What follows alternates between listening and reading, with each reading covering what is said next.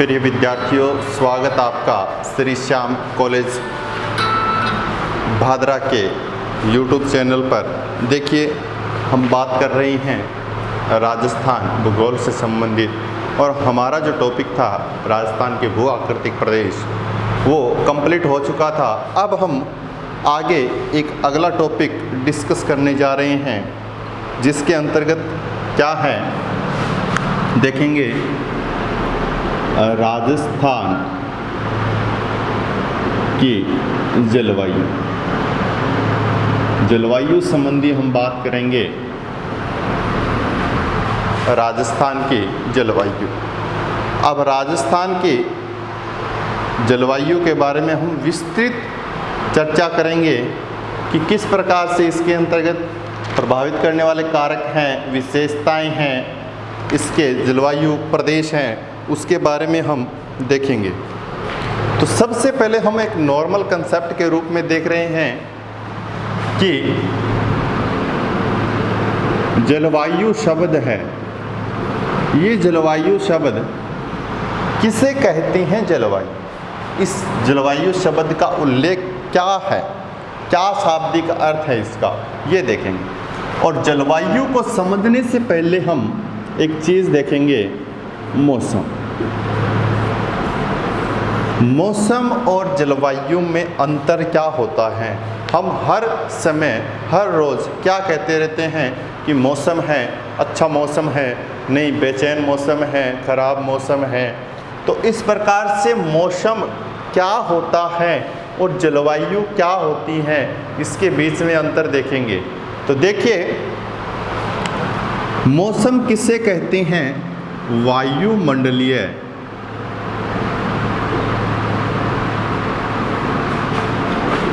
अल्पकालिक दशाओं को क्या कहते हैं? मौसम कहते हैं। साधारण अर्थों में देखें, प्रतिदिन होने वाले वायुमंडलीय परिवर्तन को क्या कहते हैं? मौसम कहते हैं। क्या कहा जाता है कि एक दिन के अंतर्गत, मतलब 24 घंटे में, एक दिन के अंतर्गत जो भी आपको वायुमंडल में परिवर्तन, चेंजेस दिखाई दे रहे हैं, उसको हम क्या कहते हैं? मौसम। अल्पकालिक दशाओं का मतलब यहाँ एक दिन से लिया गया है। एक दिन के अंतर्गत जो भी वायुमंडल में परिवर्तन होगा उसको हम क्या बोलेंगे? मौसम। तो जलवायु क्या है? जलवायु हो गई फिर वायुमंडलीय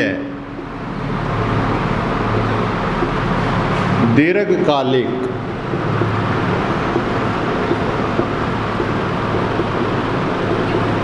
दशाओं का योग। अल्पकाल की बात करेंगे, वायुमंडल के अंतर्गत जो भी परिवर्तन होगा वो मौसम कहलाएगा। अगर हम दीर्घकाल की बात करते हैं तो दीर्घकाल के अंतर्गत क्या आता है? दीर्घकाल के अंतर्गत जलवायु की बात की जाती है। दीर्घकाल का मतलब यहाँ क्या लिया गया है? 20 से 30 वर्ष। 20 से 30 वर्ष लगभग एक जैसा मौसम आपको मिलेगा, तो वो वहाँ की क्या कहलाएगी? जलवायु कहलाती है। क्या कहलाती है? जलवायु कहलाती है। तो जलवायु किसे कहेंगे? वायुमंडल की दीर्घकालिक दिशाओं का जो योग होता है, उस योग को हम क्या बोलते हैं? जलवायु कहते हैं। अब हम राजस्थान की दृष्टि से देखें तो राजस्थान एक बहुत विशाल प्रदेश है। विशाल प्रदेश है, इसका विस्तार भी अधिक है।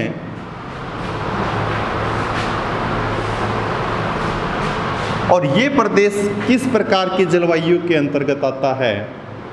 उष्ण कटिबंधीय मानसूनी जलवायु। किस प्रकार की जलवायु? मानसूनी जलवायु के अंतर्गत आता है। तो राजस्थान की जो जलवायु है वो किस प्रकार की जलवायु है? उष्णकटिबंधीय मानसूनी जलवायु राजस्थान के अंतर्गत पाई जाती है। अब राजस्थान की जलवायु की बात करेंगे तो राजस्थान की जलवायु में बहुत सारा अंतर स्पष्ट होता है। वो अंतर स्पष्ट किन कारकों के द्वारा होता है, उस प्रत्येक कारक के बारे में हम देखेंगे। तो हम ये कह सकते हैं कि राजस्थान की जलवायु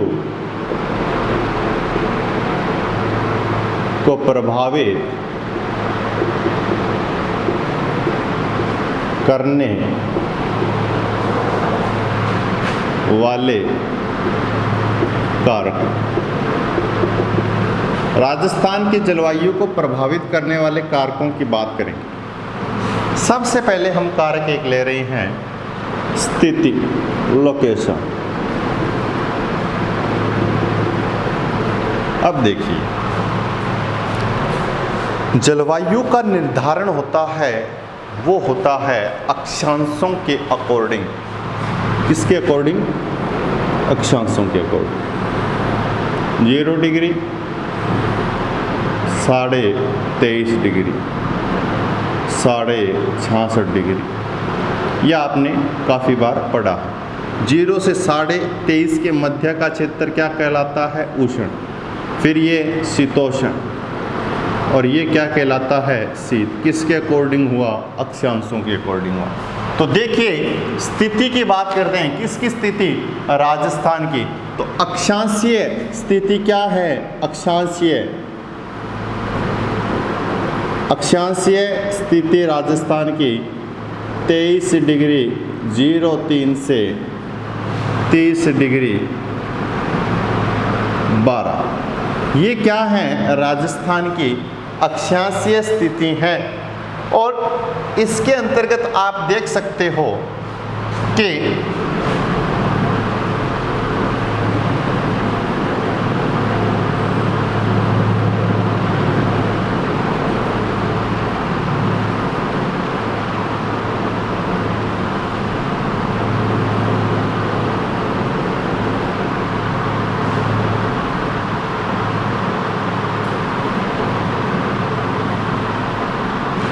अब देखिए, यहाँ से एक रेखा गुजरती है। कौन सी रेखा है? 23.5 डिग्री कर्क रेखा। कौन सी रेखा? कर्क रेखा। राजस्थान के दक्षिणी भाग से गुजर रही है। अब 23.5 तक, 0 से 23.5 तक का भाग क्या कहलाता है? नीचे ये 0, विषुवत रेखा। ये जो क्षेत्र कहलाता है, ये कहलाता है उष्णकटिबंधीय। ठीक है। 23.5 से ऊपर की बात करेंगे, कौन सा क्षेत्र कहलाता है? शीतोष्ण कटिबंधीय। अब हम कह सकते हैं राजस्थान का अधिकांशतः भाग, सिर्फ इस भाग को छोड़कर इसका पूरा भाग किस कटिबंध में आता है? शीतोष्ण कटिबंध में आता है। न तो यहाँ पर तापमान, यहाँ का जो तापमान है वो 30 डिग्री से ऊपर नहीं जाता है, और नीचे की ओर सर्दियों में क्या है? यहाँ पर आपको बर्फ़ दिखाई देगी। क्या ऐसा होता है? नहीं होता। तो फिर क्या होता है? क्यों नहीं होता ऐसा सिस्टम? सर आपने बताया शीतोष्ण कटिबंध में ऐसी स्थिति होती है, बिल्कुल होती है, लेकिन राजस्थान में क्यों नहीं हो रही है? इसके पीछे रीज़न क्या है? वो रीज़न ही देखेंगे हम। वो रीज़न क्या है? देखिए,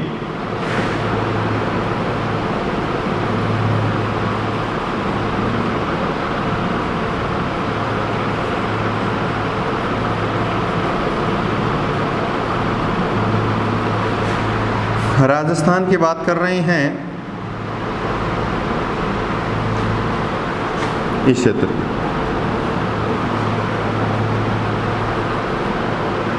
यहाँ पर एक पर्वत श्रृंखला स्थित है, हिमालय।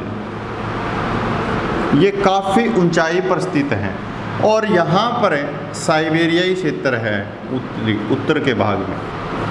यहाँ से यहाँ पर बिल्कुल ठंडी वायु चलती हैं, ठंडी हवाएं चलती हैं, बिल्कुल बर्फीली हवाएं चलती हैं, चलेगी। क्यों? क्योंकि यहाँ शीतोष्णकटिबंधीय क्षेत्र है। जब ये हवाएं यहाँ पर चलती हुई यहाँ आती है हिमालय के पास में, तो इसकी ऊंचाई क्या है, इसकी जो हाइट है वो हाइट क्या है, अधिक हैं, और अधिक होने के कारण वो ठंडी हवाएं उसके विपरीत भाग में, जिसको उत्तरी ढाल बोलते हैं, वहीं रुक जाती हैं और यहाँ आगे नहीं आ पाती हैं। जब ये ठंडी हवाएं आगे नहीं आएगी तो फिर तापमान कैसा रहेगा, उच्च बना रहेगा। और यहाँ शीतोष्ण होते हुए भी किस प्रकार की जलवायु दिखाई देगी, किस प्रकार की उष्णकटिबंधीय जलवायु दिखाई देगी। तो इस प्रकार से जलवायु में क्या दिखाई दे रही है, भिन्नता किसके अकॉर्डिंग दिखाई दे रही है, स्थिति के अनुसार दिखाई दे रही है। अब हम देखेंगे दूसरा टॉपिक, इसी के अंतर्गत दूसरा कारक।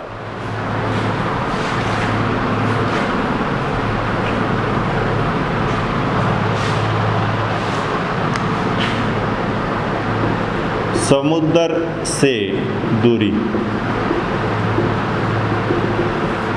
समुद्र से दूरी, देखिए स्थल व जल का जो स्वभाव होता है उसके बारे में बता देता हूँ आपको।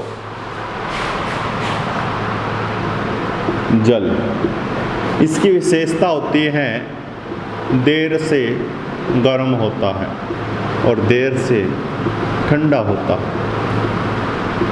स्थल शीघ्र गर्म होता है और शीघ्र ही ठंडा हो जाता है। अब देखिए दक्षिणी भारत की बात करेंगे, यहाँ बिल्कुल जलीय भाग दिखाई देगा आपको, अरब सागर, ये बंगाल की खाड़ी, नीचे हिंद महासागर। यहाँ इस क्षेत्र की बात करेंगे, इन क्षेत्रों में क्या होगा, तापमान ज़्यादा फ्लक्चुएट नहीं करेगा, 20 से 30 डिग्री मैक्सिमम, कम से कम 20-15 चला जाएगा, इससे कम नहीं जाएगा, और मैक्सिमम 30 बस। लेकिन राजस्थान की बात करेंगे तो मिनिमम तापमान चला जाता है 0 डिग्री तक, 1 डिग्री तक, 2 डिग्री तक, और मैक्सिमम लगभग 48-50 तक पहुंच जाता है ना। तो अंतर, तापांतर का जो अंतर है वो कैसा दिखाई दे रहा है, बहुत ज़्यादा दिखाई दे रहा है।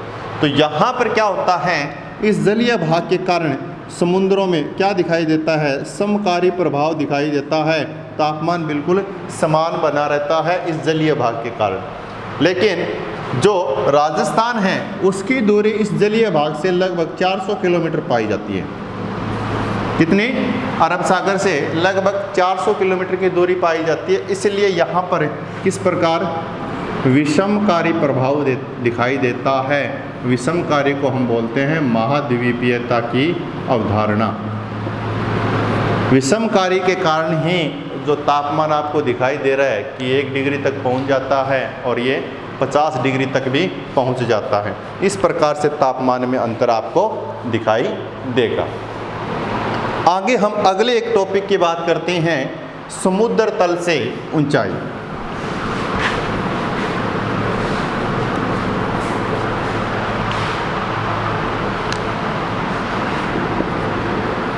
समुद्र तल से ऊंचाई। समुद्र तल से ऊंचाई की बात करेंगे हम, तो समुद्र तल से सिर्फ देखिए 4 पर्वतीय प्रदेश हमने देखे, ये मरुस्थलीय, बीच में बात की हमने अरावली, मैदानी भाग, पठारी भाग, ये पर्वतीय भाग। अब इस पर्वतीय भाग और इस पठारी भाग को छोड़कर मैं बात करूं मरुस्थलीय और मैदानी भाग की, तो औसत रूप से इन दोनों क्षेत्रों को देखेंगे तो 370 मीटर से कम ऊंचाई पाई जाती है। किसकी? मरुस्थलीय प्रदेश और मैदानी प्रदेश की। लेकिन अरावली पर्वत की बात करेंगे, पठारी क्षेत्र की बात करेंगे, तो क्या होगा कि इसकी जो ऊंचाई है वो 370 मीटर से अधिक पाई जाती हैं। अब देखिए ऊंचाई के कारण क्या इफेक्ट होता है। ऊंचाई के कारण क्या होता है, तापमान में परिवर्तन होता है। तापमान में परिवर्तन दिखाई देता है। किसके अकॉर्डिंग है, ऊंचाई के अकॉर्डिंग। कैसे,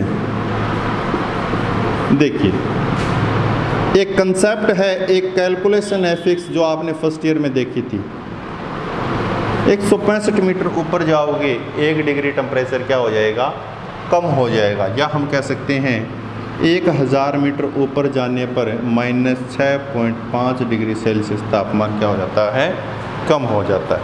इसको बोलते हैं नॉर्मल लैप्स रेट, सामान्य तापह्रास दर। तो जिस प्रकार से ऊंचाई की बात करेंगे, जो भाग जितना ऊंचा होगा तापमान उतना ही क्या होता चला जाएगा, कम होता चला जाएगा। तो ये जो समुद्र तल से ऊंचाई है ये क्या करती है, इफेक्ट करती है। अब देखिए मैं बात कर रहा हूँ बार बार तापमान की, आगे बात करेंगे वर्षा की, आगे बात करेंगे वनस्पति। किसी क्षेत्र की जलवायु को निर्धारित करने के लिए हमारे पास में सिर्फ और सिर्फ कितने कारक, 3 कारक होने आवश्यक हैं।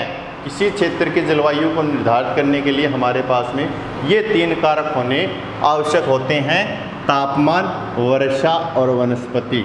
तापमान, वर्षा और वनस्पति के आधार पर ही हम क्या करते हैं, किसी क्षेत्र की जलवायु का निर्धारण करते हैं। क्या करते हैं, निर्धारण करते हैं। तो ऊंचाई के साथ में क्या होता है, तापमान में परिवर्तन आता है और ये तापमान क्या करता है, जलवायु को परिवर्तित करता रहता है।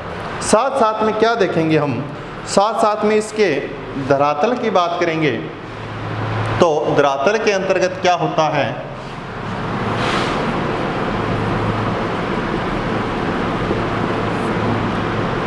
धरातल की बात करेंगे, 4 भौतिक प्रदेश आपको दिखाई दे रहे हैं। एक तो रेतीला भाग दिखाई दे रहा है, ये भाग दिखाई दे रहा है पर्वतीय, ये भाग दिखाई दे रहा है मैदानी, ये भाग दिखाई दे रहा है पठारी। क्या जो सूर्य की जो किरणें आती हैं, सौर विकिरण की जो मात्रा होती हैं, वो सौर विकिरण की मात्रा जब राजस्थान के इन भौतिक प्रदेशों में गिरेगी तो क्या लगभग सभी जगह तापमान समान रहेगा? बिल्कुल नहीं रहेगा। क्यों नहीं रहेगा? वहाँ पर एक कारक आपको इफेक्ट करेगा, कौन सा? वनस्पति। अगर कोई वनस्पति युक्त क्षेत्र है तो वहाँ का तापमान क्या हो जाएगा, ऑटोमेटिक कम हो जाएगा। वनस्पति के कारण क्या हो जाएगा, तापमान कम हो जाएगा। जैसे हम बात करेंगे रेतीले भाग की, तो रेतीले भाग के अंतर्गत क्या होगा, रेतीले भाग के अंतर्गत जो रेत हैं वो अत्यधिक गर्म हो जाएगी और गर्म होकर जिस प्रकार से जितनी ज़्यादा गर्म हो जाएगी रात्रि में वो रेत क्या हो जाएगी, उतनी ही ठंडी हो जाएगी। जैसे पठारी भाग की बात करेंगे, मैदानी भाग की बात करेंगे, तो इनमें भी आपको तापांतर दिखाई देता है। लेकिन वनस्पति युक्त क्षेत्रों में जो तापांतर हैं वो बहुत कम दिखाई देता है।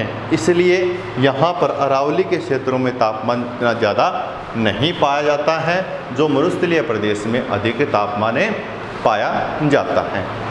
तो हमने आज जो चीज़ देखी हैं वो देखी हैं राजस्थान की जलवायु के बारे में, और राजस्थान की जलवायु के संबंध में क्या चीज़ देखी है कि किसे कहते हैं जलवायु, या राजस्थान की जलवायु किस प्रकार की जलवायु है, मौसम किसे कहते हैं, और राजस्थान की जलवायु में जो आपको अंतर स्पष्ट हो रहा है वो किस प्रकार से किन कारकों के आधार पर है।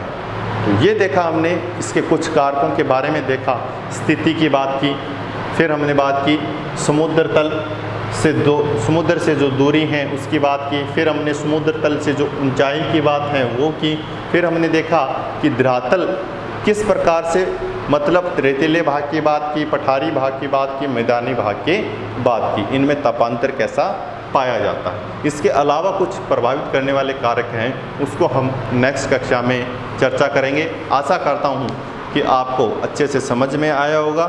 Thank you very much. जय हिंद, जय भारत।